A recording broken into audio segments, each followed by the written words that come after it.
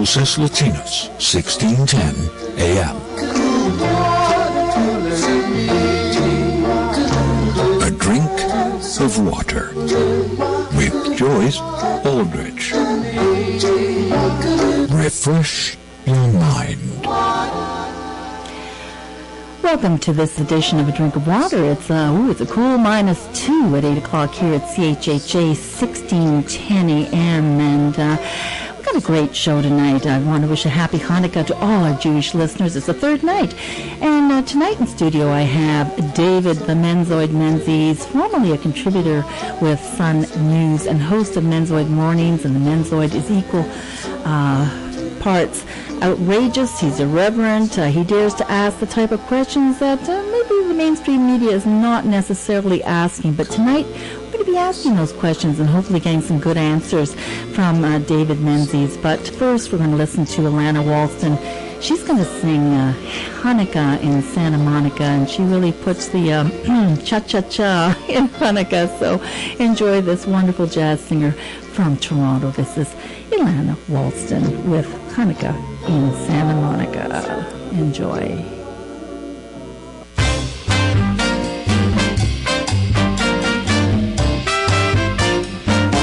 I'm spending Hanukkah in Santa Monica, wearing sandals, lighting candles by the sea. I spent Shavuos in East St. Louis, a charming spot, but clearly not the spot for me. Those eastern winters, I can't endure 'em, so every year I pack my gear and come out here to Purim. Rosh Hashanah I spend in Arizona, and Yom Kippur way down in Mississippi. But each December there's just one spot for me.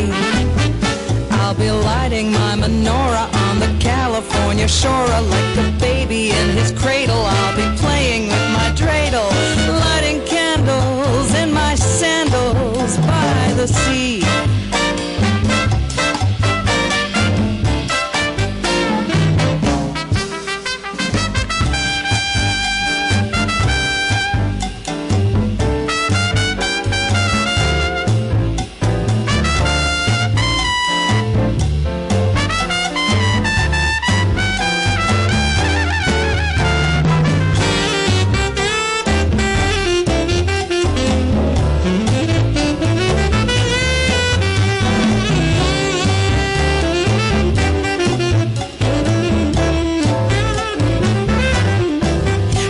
December, there's just one place for me. Mid the California flora, I'll be lighting my menorah. Every California maid'll see me playing with my dreidel. If to Judas Maccabeus, or if he could only see us doing Hanukkah in Santa Monica by the sea.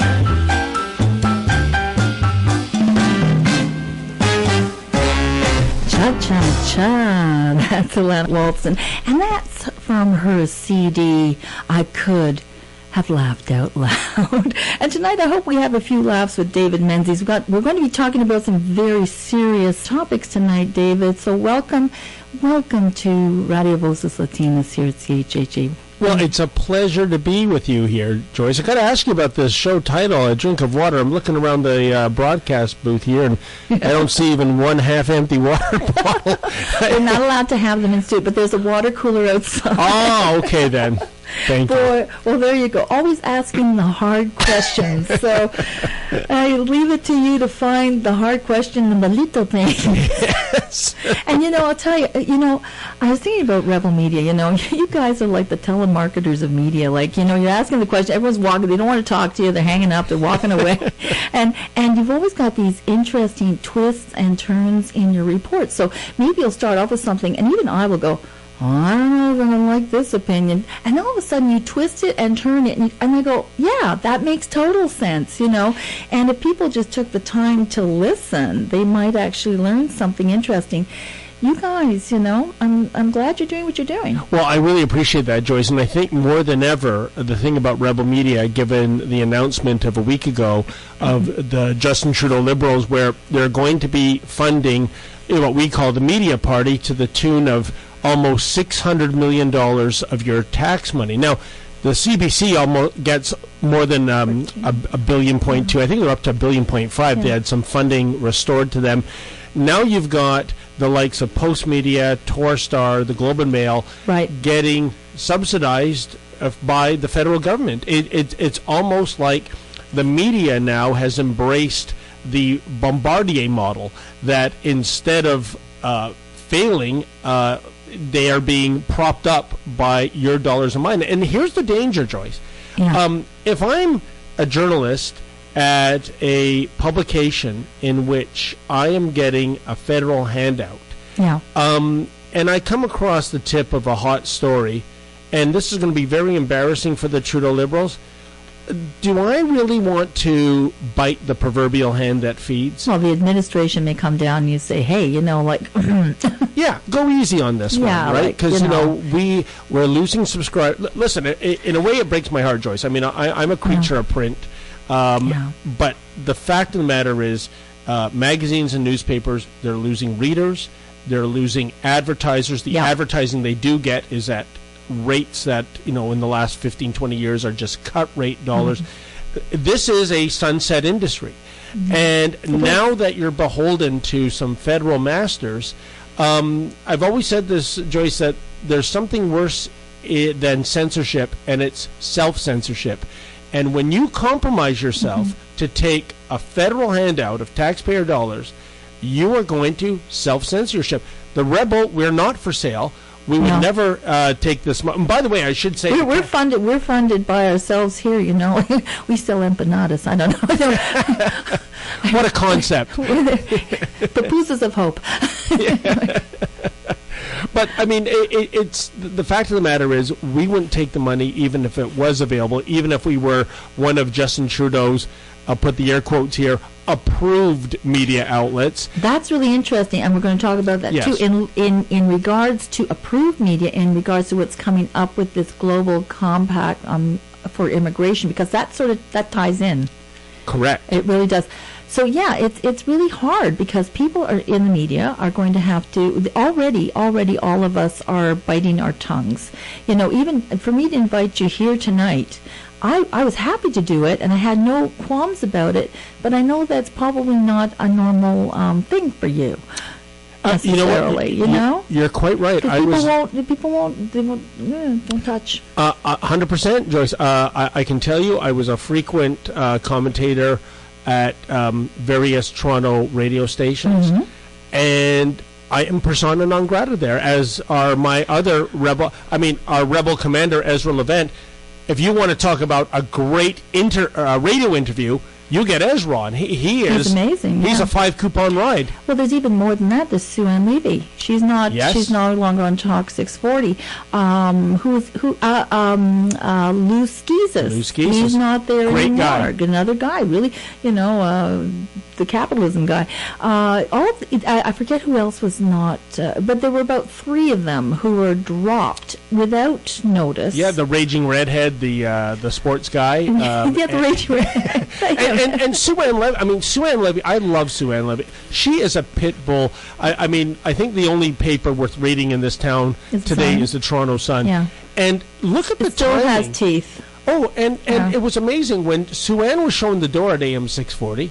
It was something like within 2 weeks of the municipal election. Very interesting timing. Why in the world would you get rid of the best municipal affairs writer in Toronto? The person who's getting City Hall inside and out, and has all the goods, and really does the research. That's the other thing. She's a great reporter. Exactly. So you tell me, who assassinated Sue Ann Levy? That's what I'd like to know. And Lou Skeezes, and who was just doing a financial report. He also had opinions, but they were not, they were opinions. But again, there's a common theme here, Joyce, and that is those who are right of center in this town, which is increasingly a progressive media town. It's left wing, and it is now, like Ezra calls it, the media party.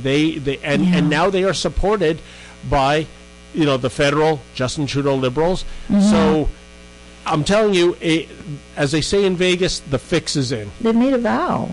They did. They made a vow. Or a deal with the devil, if you will. A deal. Well, yeah. My goodness. Well, I want to get onto it. This is important, but it sort of sets it up for what the whole idea is about. The Rebel, or even us here. Trying to get out the news, trying to get out the truth, trying to get people informed, so they've got something they can chew on. It's Christmas coming up, Hanukkah. It's the season to be great, generous. And last year, not unlike the Chum City Christmas Wish or any of those other, organized media organizations, even, or any all these organizations collect money and toys and things for people. They don't. There's no politically driven. This is not politically driven, is it? I don't think so. I don't think so. I mean, my goodness, we send ambulances down to El Salvador here at CHHA. Are we, through the Caravan of Hope, are we politically driven? I mean, that could be seen more than what you did at the Rebel Media, which was to collect $15,000 from Rebel subscribers, yes, people who want to give to Camp Base Borden, because you had found out, and you can tell the story. Yeah, no, by way of background, Joyce, we got tipped off around this time last year that Camp Borden, and this was in their own internal newspaper, and Camp Borden is north of Toronto on the way to Barrie, right? Canadian Forces Base, that they were organizing a charitable food drive. And, initially we thought, isn't this amazing? Here are these patriots, these soldiers. Not only are they there to put their lives on the line for Canada, but they are going out into the community, raising money, getting food hampers for the needy. And then, no, wait a minute, correction. Those food hampers are for the soldiers and their families who are not getting paid enough to make ends meet. Heartbreaking. It is heartbreaking, and you contrast this in light of the likes of terrorists like Omar Khadr getting $10.5 million. Here's a guy that actually killed Doesn't a need U.S. a food medic. hamper. No hamper. No hamper for him. No, he can buy the whole grocery store. And we thought, this is a disgrace. Yeah, so we did a crowdfunder. Our goal was to raise $10,000. We exceeded that by more than 50%. We raised over $15,000. I went up to Camp Borden in the month of December last year to hand this over. And incredibly, our donation was donation non grata. They were absolutely not interested. And the spin doctoring here was fascinating, Joyce. First of all, the public relations person said, well, the fundraising and the food drive is over, so thanks anyways for the thought. And I said, hey, no problem. You'll probably be doing this in 2018. Here's the check from our viewers. Put it towards the 2018 drive. Yeah, because they said it was over. They said it was over. It was over. Yeah. And to the best of my knowledge, they're probably doing it again this year. Of course. And then he switched gears. He said, well, you got to understand, Dave, this is a community spirit building event, right? And it just wouldn't be right to accept outside money and donations. And I thought, wait a second. Listen, Joyce, if you have people on a base, and these are our military people, going without, I don't care where the money is coming from, right? They deserve a nice Christmas. Especially, these are not people they don't know, like with the Chum City Christmas Wish. These are people they know, they live with, they go to the, they work with, and you'd think that they would have a heart for these people. 100%. And what happened then, I mean, we were puzzled and we were perplexed. I mean, we couldn't believe... here I am with this big check for over $15,000 to give to the base. We're going to go to break, and that's a cliffhanger. Gotcha. Because there's more to this story, folks, and we're going to be back right after break with more of David the Menzoid. I'll have to ask you about that. Sure. The Menzoid Menzies. Sounds like a cough drop. Anyway. So anyway, and we'll be back right after this with more of a drink of water here on CHHA 1610 AM, and it's 8:15. You are listening to Radio Voces Latinas, 1610 AM, a drink of water. Well, if you're just joining us, I'm here with David Menzies from the Rebel Media, and he was just recounting a story, and an important one about trying to give money to baseboard. And by the way, I loved your video with Batman trying to get rid of the bomb. I thought, okay. Anyway, yeah, so you tried to give it to baseboard, and they said, we don't want it. Yeah, and the video you're talking about, it was a clip from the 1966 Batman movie with Adam West, of course, and there's that great scene where he's got a bomb that has been lit, and he's running around a pier, and he runs into, I mean, there's everything on the pier, a marching band, nuns, two young lovers, children. Ducks in the water. And ducks in the water where he's trying to throw, and he turns to the camera and he says, some days you just can't get rid of a bomb. And I thought, gee, I'm having an Adam West moment. Some days you can't get rid of $15,000, right? I mean, who would have thought it? And we'll take it. Oh yeah, I'm sure. And you know what? If this was a military charity radio station, you'd get it. I'm telling you. I'm telling you. So what happened, Joyce, is we started. Camp Borden was not going to take it. No how, no way. So we did a search, and we want to make sure we're going to a legitimate charity. So we found a charity called Canada Company, and they do fantastic work. And they checked out. We contacted them. They were absolutely over the moon about accepting it. So my cameraman Efren and I, we went downtown. They operate out of one of the large bank towers. Very professional operation. Yeah. And we did the check presentation. Within, literally on the way back to the office in Midtown Toronto, where the Rebel's located, we got a email and then a phone call, and basically what happened is that, A, they wanted nothing to do with this check. They wanted a mailing address so they could return it to us. Oh. Yeah.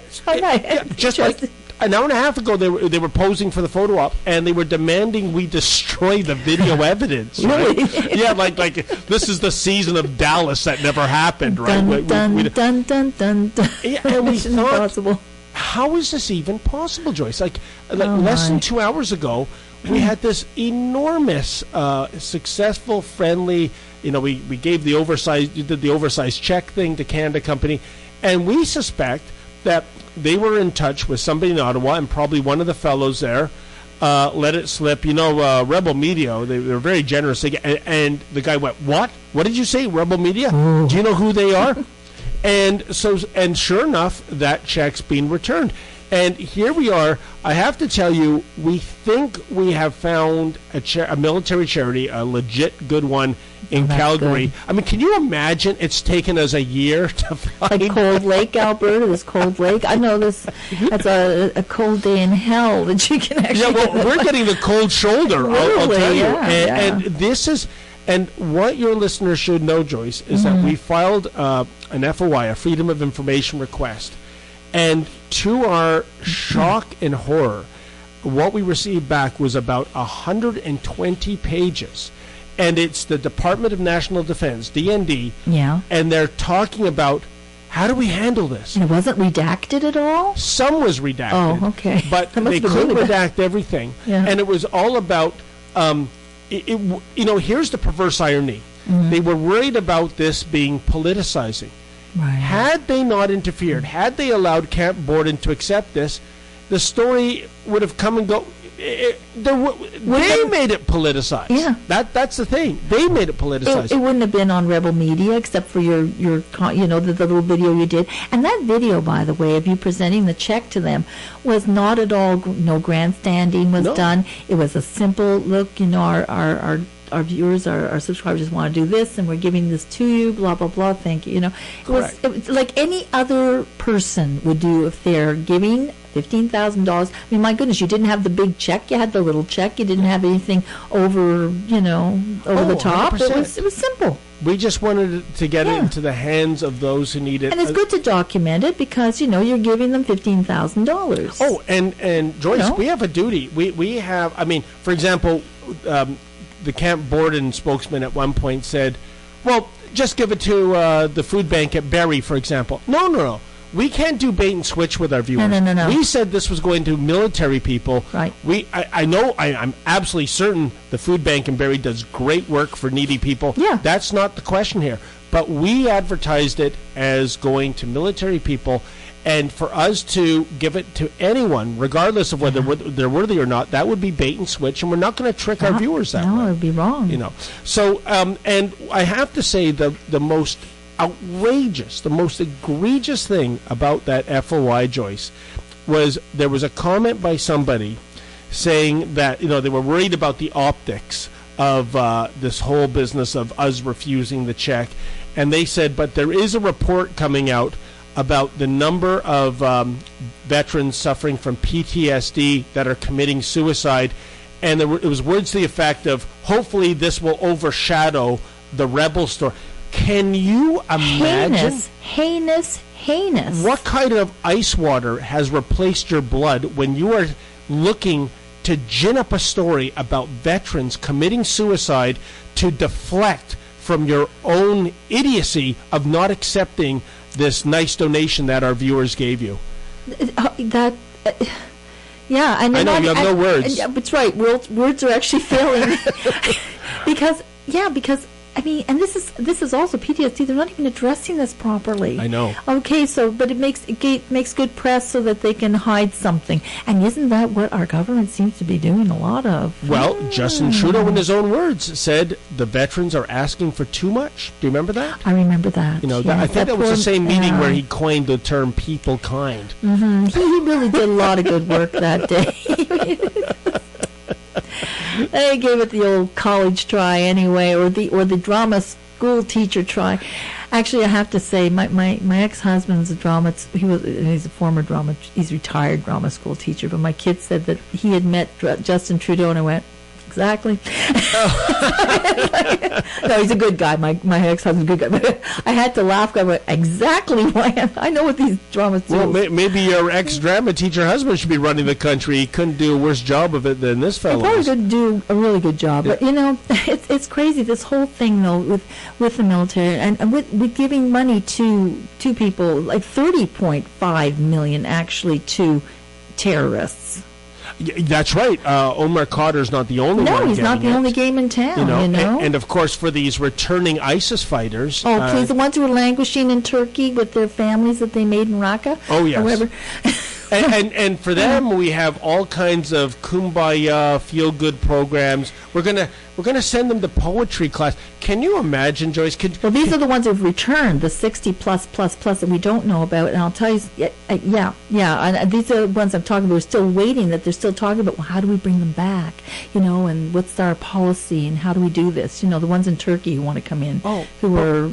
100%. Playing soccer ball with someone's head, That's right. That was his claim, right? And team player. Indeed. And but wouldn't you just love to be a fly on the wall of those poetry classes? Here are hardened ISIS thugs, terrorists, a guy, as you said, who bragged about playing soccer with the head of an infidel. And it's like, hey, Ahmed, what rhymes with hickory dickory dock? It's like probably something involving the word Glock, I would imagine. But it is. You couldn't write this stuff if you were, a staffer on the Monty Python show. Well, they would have had. Well, you cannot watch that. That's politically incorrect now, don't you know? Monty Python's just, well, I don't know. Don't get me started there. Everything is incorrect according to. Isn't that funny, John? I mean, don't you find that there is this certain cabal of people, I think, in Canada right now, and it's almost as though they wake up and they say, gotta go to the outrage well this morning. Yeah. Put my bucket in and find out something, anything that will outrage me. And this is standard procedure. And the worst thing is I'll give you an example. A Cleveland radio station not playing the Baby, it's cold outside. Exactly. To be honest, I was looking for it in my library. I thought I had it here. I was going to play it at the end of the show, but I'll play it next week. Yeah, because it's in the Me Too era, this glorifies rape culture. And now, when you drill down, you know what? I mean, they're running a business. They get thousands of complaints. No, not thousands. Hundreds. No, not two. Dozens. Maybe one. One complaint. One squeaky wheel, Joyce, is all it takes. It's the tail wagging the dog. 100%. Flipped over, upside down, inside out, right side up. I like that Traveling Wilburys song, Inside Out. It's fantastic. Every so often when I'm not feeling so great, I play that whole album and I listen to that 3 or 4 times because that's a perfect song, right? I'll see if it's a tonic for me these days. Inside Out, but it's great when you hear George Harrison, all those great guys, from our more, well, you're younger than me, but, the era. But you're back in the hood, so that's really nice. Yeah, it's funny. This is deja vu all over again. I grew up. I lived on Lawrence Avenue, 719 to be exact. But no, I'm not. No worries. No one's going to get harassed there because the building's condemned and they're putting up townhomes, so it does not exist. It was knocked down a couple of months ago. I walked past your house many times. There you go. Bungalows there. I hope I had the shades drawn. You wouldn't. No, not there. When it was shuttered and ready to be mowed down. Or are you saying you're my stalker? Do I actually have a stalker? This will make my my Christmas, Joyce. Oh my goodness. Well, there you go. I'm so glad you came. You know what? See, I'm telling you, people, listeners, if you haven't gone to the Rebel, go to it's Rebel. I know what it is. The Rebel. The rebel.media, that's it. The rebel.media. Right. That's the website. So if you want to go and have a look. And also we have our own app, of course. And if you go online, you can go.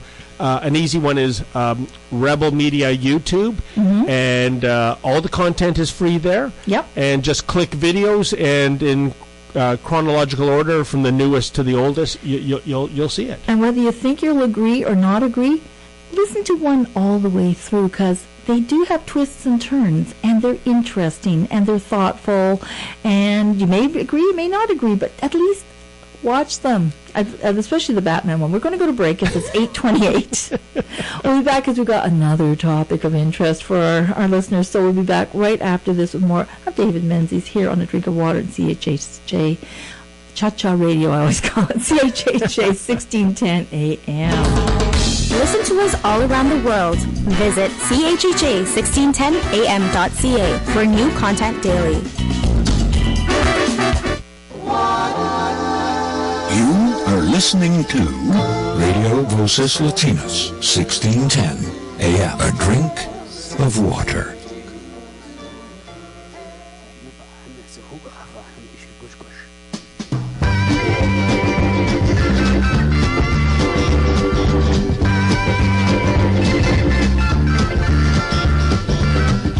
Looking at the world through the sunset in your eyes, traveling the train through clear Moroccan skies. Ducks and pigs and chickens call, animal carpet wall to wall. American ladies 5 foot tall and blue, sweeping cobwebs from the edges of my mind. Had to get away to see what we could find. Hope the days that lie ahead bring us back to where they've led. Listen not to what's been said to you. Would you know we're riding on the Marrakesh Express? Would you know we're riding on the Marrakesh Express? They're taking me to Marrakesh, all on board that train. And that's a little bit of Crosby, Stills, Nash, and Young. We can't forget Young. And that's Marrakesh Express. So why are we playing Marrakesh Express with David the Menzoid Menzies in studio?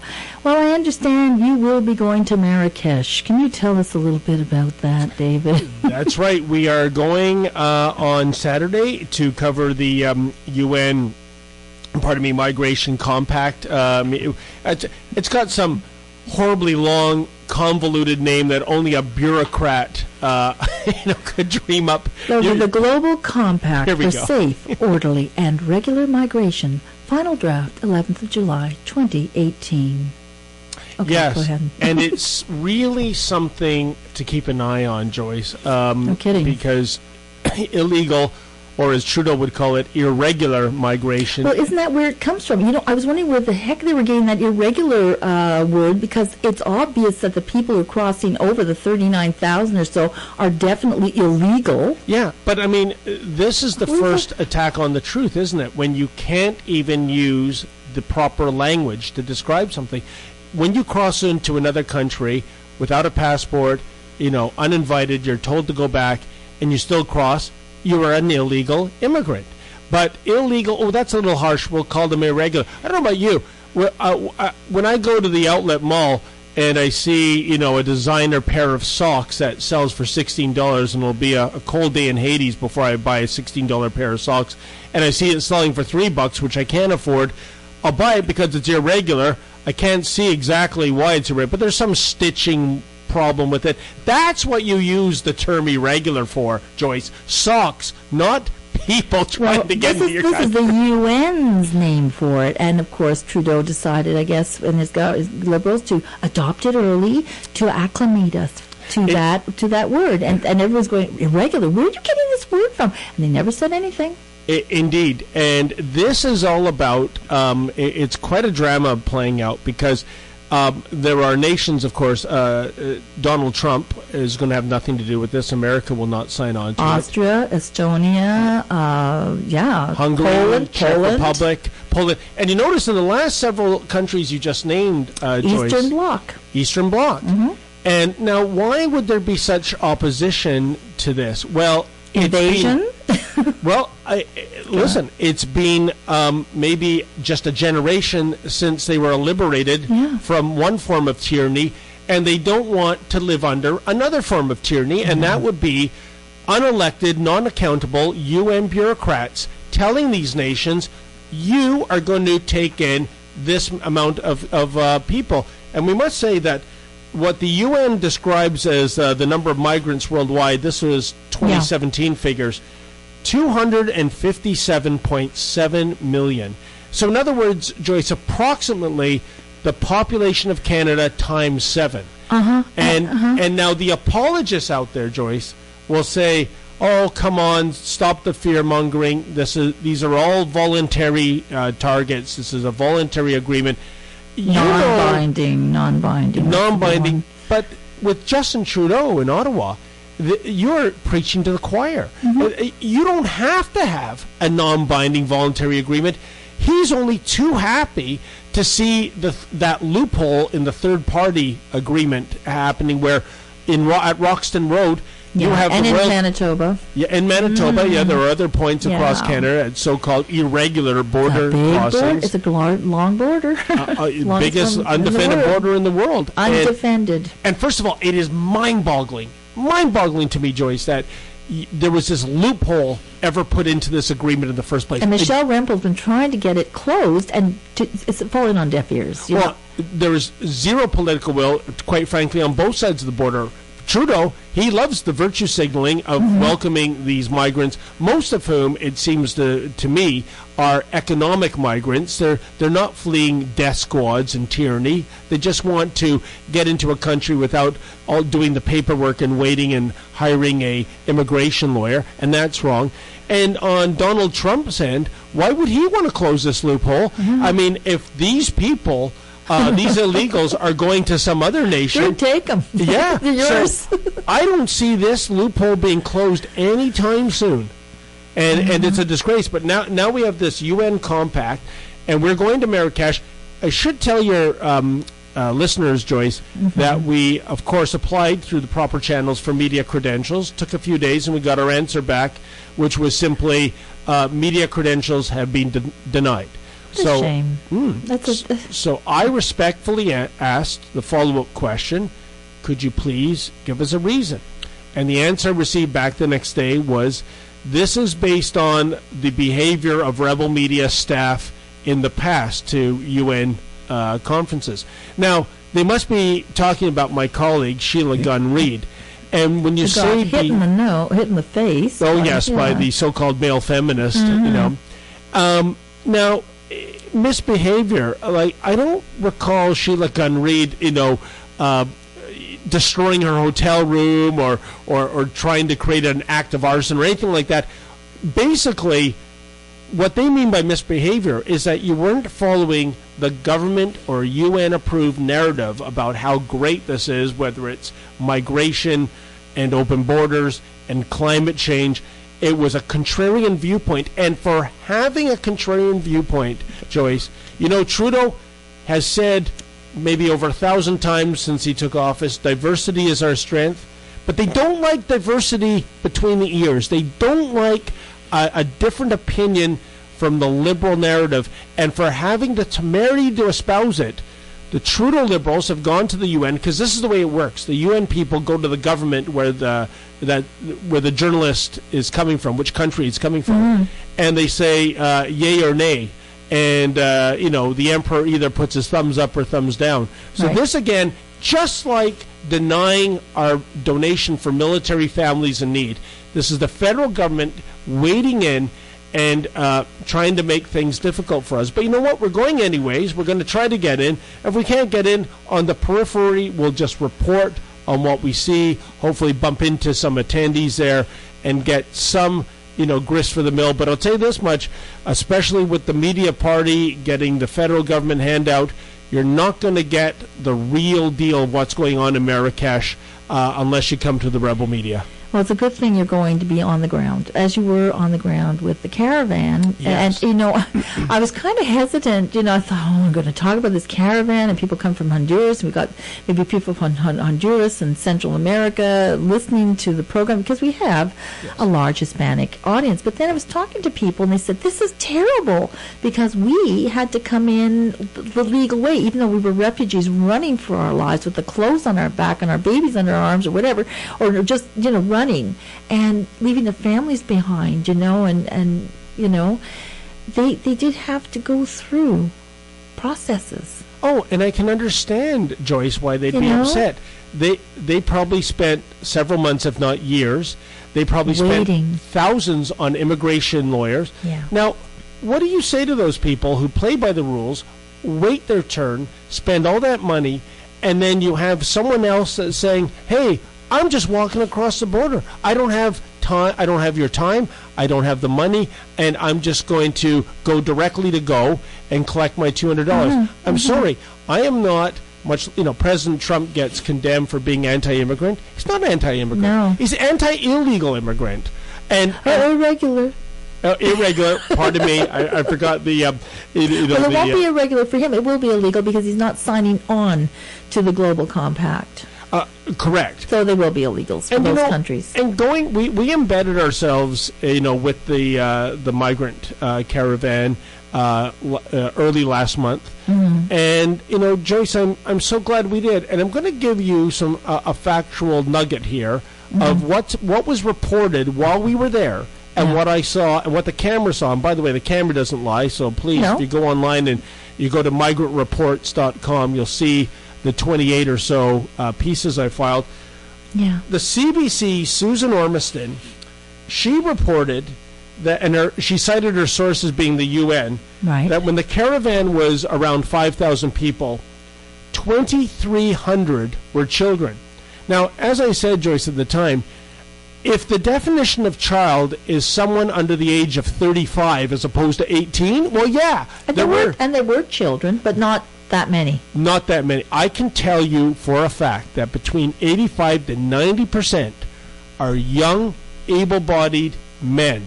Now, since you saw them and you took photos and you said it's all there. It's documented. 100%. Now, of course, they've taken a page out of the Palestinian playbook, because once they get to the Tijuana border, guess what?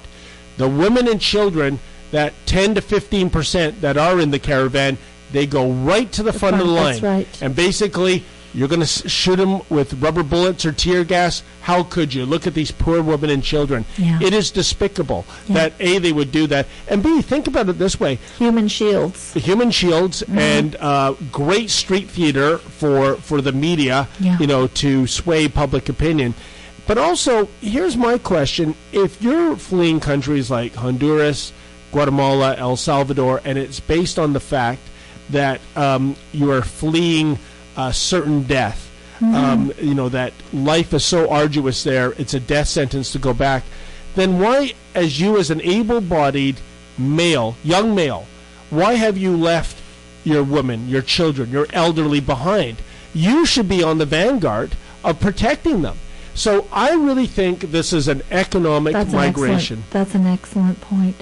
Well, it's not like, the thing is global. It's a global, and I've been looking at this and thinking, why is this seamless and global migration all of a sudden? And they're not going to China, they're not going to Korea, they're not going to India. They're coming from the south to the north, from the east to the west. Basically, they're coming and they're entering the west, the western countries specifically. They're not going anywhere else. Indeed, and we also have to wonder, which is interesting, who are these people, Joyce? I mean, when we were following the caravan, Homeland Security in the U.S. issued a press release noting that they had identified 270 people as criminals. Now, that estimation has been revised to more than 500. Now, what you could say if you're an apologist is you would say, okay, 270, 500. That means, Dave, that the vast majority are not criminals. And I'm saying, no. When you are in a country illegal, every minute of every hour of every day, you are committing a crime. You have just by your presence there. Yeah. So let's not fool ourselves about what's going on. It's adding. Oh my goodness, we're going to have to go to break again. Okay. I wish I had 2-3 hours to talk about this, but we're having you on again because you know what, David, have to get you back here after you come home from Marrakesh. Yes. Oh my God, they've been sending you to a lot of hot, sunny places. I know, and a ginger like me, I'm going to. I was thinking, you look a little red there down, and so I thought, I hope the heck he's drinking lots of water. This time I bring sunscreen. And a ton of. I know you guys do this on the cheap, so make. We do. Yeah. We're not staying. Oh my goodness, that's a story in and of itself. Some of the rooms we stayed in Mexico, but anyways, I know you have bills to pay. This isn't the CBC. No, it is. Well, it's 8:45. No, it isn't. We're independent. Here we go, 8:45, and we're out to break. We'll be right back after this. You are listening to Radio Voces Latinas, 1610 AM. A drink of water. Well, yes, you're listening to Drink of Water here on CHHA 1610 AM, and my goodness, if you've been listening in, I know you've been this glued to the radio.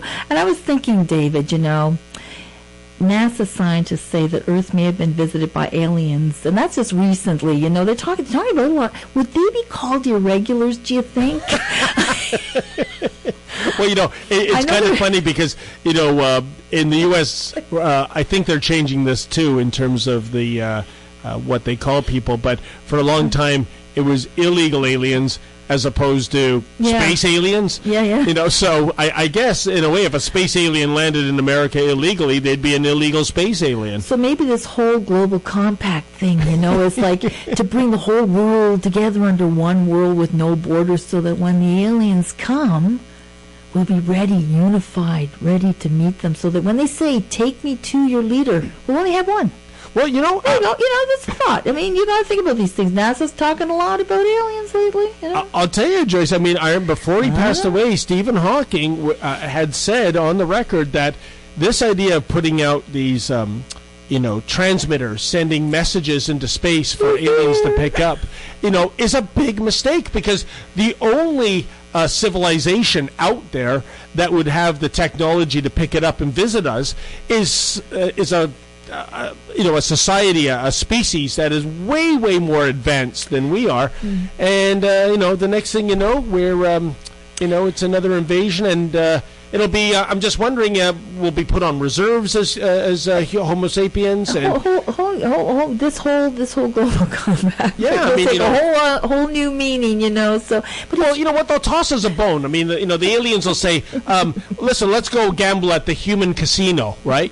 So maybe there's something for us that way, right? Oh my gosh! Or maybe we'll become Soylent Green. I don't know. So, but this whole thing has caused a split in the world because, you got the people who are not going to sign on to this global compact for safe, orderly, and regular migration, and that means regular orderly, safe. I know there's a lot of things that they're trying to stop, like human trafficking and people being thrown into the backs of trucks and crates and dying in them. I understand that really has to stop, and they do talk about that in here. And there's some really good things, but there's some really not so good things in there. It's like this whole thing could become. They say it's not going to mess with our immigration laws. Well, like heck, it isn't.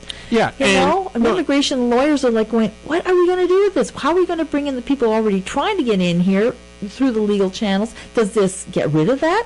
Where does it go? You're quite right. And just because this is an attempt to address human trafficking and the horror that happens when you hear of migrants dying, dehydrated, Horrible.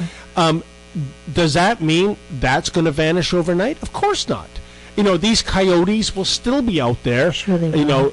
This is virtue signaling, and the kind of people in the world that love this, the Justin Trudeaus, the Angela Merkels, they're all gung-ho. And I'm telling you, I think it is the wrong route to go. And I just did a commentary tonight that'll air in the next day or two. Okay. So many countries, if you look, Joyce, at polls from the Netherlands to Austria to Germany, right here in Canada, right. Try to find any popular support amongst Western nations for this. It is all negative. You will not within the countries who are signing on. Exactly. Yeah. I mean, Angela Merkel might be gung-ho after accepting, some 1 million Syrians, but ask the average German how that's going, and they're not happy. No. This is about the elites making policy, supposedly in democracies where doesn't majority rule anymore? Doesn't the opinion of the populace count for anything? And I would argue, if you have... See, this is the problem Trump has. If he was to accept this migrant caravan in of around 5,000 people, if he did that, there would be a new migrant caravan every week from all over the world. And I would say that a nation without borders, or a nation that chooses not to defend its borders, is not a nation, certainly in not any meaningful sense. It's like being blackmailed. You give the blackmailer money and they come back for more. Of course. It's the same kind of idea, I think. I don't know. I think you nailed it. But, I was thinking back to the whole thing we were talking... There's so much to talk about. I do want to say something, though, about the whole thing with the $15,000. You do have a petition. Yes. I think that people, if they heard the story, and basically it's the Rebel Media /calloffyourdogs.com. Correct. And if people go to the Rebel Media, they'll find that. And that petition, because just to get that money to the people who need it. And you said you may have found someone. Yes. That's really good news. We're just checking them out. We certainly don't want to give money to any kind of organization that has a shady background. And even when you're a registered charity, you have to do due diligence and see how much is raised to pay administration versus how much goes to the recipients. That's true, because there's some places that give like less than 10% or Correct. even, and that's just absolutely horrible. Now, as regards you at the Rebel, me here at CHHA, and all the media people in the world who aren't going to get any money, the whole idea is they want to sensitize us. Yes. What the heck does that mean? I think... And the population as well, and the schools. Oh, 100%. And society. And you see this creeping into all pillars of society, in academia, in law enforcement, in the courts, everywhere, in the political realm. And like I said, it is... Contrary to diversity is our strength, they don't care for a diversity of opinions. And again, also, like I said earlier, Joyce, this whole idea that the populace will self-censor themselves for fear of not offending anyone. And it's a brilliant kind of Machiavellian strategy, I would argue. And then when the cherry on the cake is paying off the media to the tune of $600 million, get the so-called watchdogs to turn into lapdogs. And really... hoping someone will stand up to this. I'm hoping. Well, we are. Well, when I think of the word diversity, di is two. So I see left and right, and I see no center. That's what's missing. And I believe that we're actually, David, in the center, where we are trying to tell the truth. Well, you know what? And balancing, because there are things on the left I don't mind so much, and the right, I mean, I take things from both. I just want to get the truth out. But I think you're onto something here, Joyce, and I think it is that if you look at the Democrat Party in the U.S., it's gone so far left that it's out of left field and into the seats in the stadium. The Liberal Party today, these Justin Trudeau Liberals, these aren't the Jean Chrétien, Paul Martin Liberals, right? I mean, they're into, I would argue, on certain issues, they're beyond the NDP in terms of their left-wing progressiveness. I was a diehard Liberal until Justin Trudeau said he was going to run. I went, oh my goodness. And then I found out he was a drama teacher. I went, no. No. Been there, done that, right? Dear God, no. That's not the world stage that he should be on.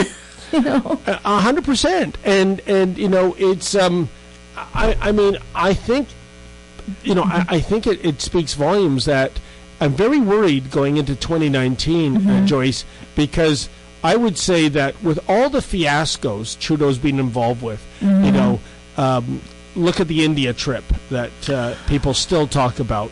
Yeah, I know we're almost running out of time, so I won't catalog them all. You'll be back after Marrakesh. Well, I'd love to, but all I mean, with Andrew Scheer, I would argue, should have at least a double-digit increase in the polls, and yet the forecasts are showing another Trudeau Liberal majority next year.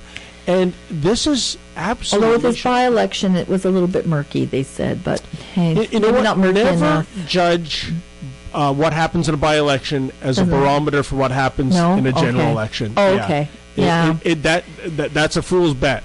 Okay. But, and believe me, and that's what the media is reporting.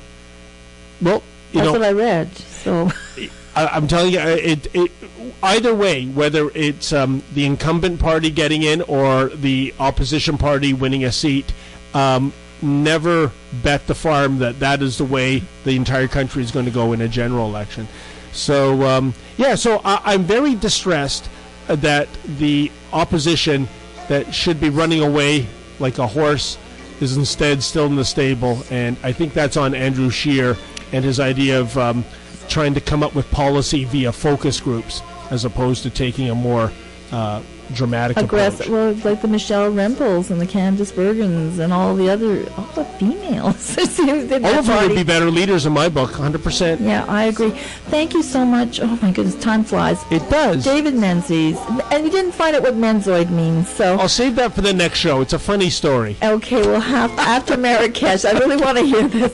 Anyway, so thank you, David, the Menzoid Menzies from the Rebel Media. It was a pleasure, Joyce. Coming on to a drink of water here at CHHA 1610 AM. And I hope that some of you, all of you, just go to the Rebel and see what it says, just go to the website. I think you'll probably find things you enjoy. Anyway, take care, and we'll be back next week.